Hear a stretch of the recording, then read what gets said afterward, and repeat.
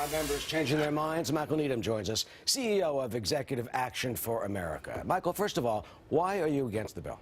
Well, the problem with the bill, and look, everybody wants to get to yes on this. Everyone wants to be able to support this and fully repeal and replace Obamacare. The problem is that this bill doesn't repeal Obamacare.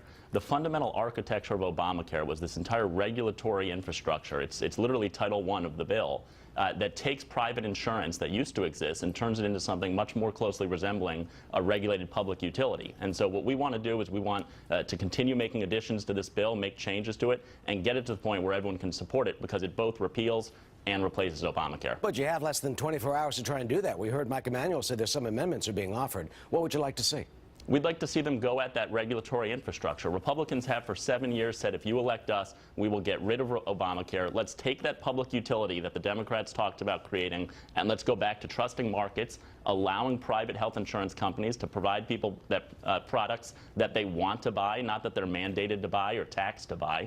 Let's go back. Let's specifically rip out that Title I regulatory infrastructure of Obamacare. If you do that, if you make that simple change to the bill, then this would be a repeal and replace bill that would have overwhelming support in the House. Do you think the administration, the president, are trying to rush this? I think that, look, I think that when you played the quote from Sean Spicer earlier today, he says that they're still open to alterations. I was over at the White House yesterday, talked to some people who were open to alterations. So this is an ongoing process. We all want to support this bill, but it's critical that if we don't repeal Obamacare, if we don't get at that regulatory infrastructure, we need to know that the Democrats are going to blame this on us. And so that's why it's important to get it right this time. What are those people at the White House yesterday in your meeting? What are they telling you?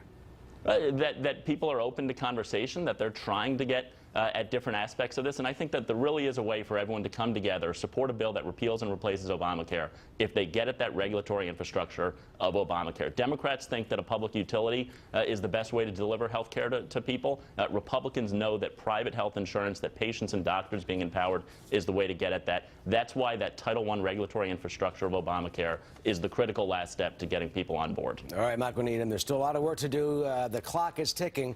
We'll see what happens if there is indeed that vote tomorrow. Michael Needham, thank you. Thanks for having me. Shannon?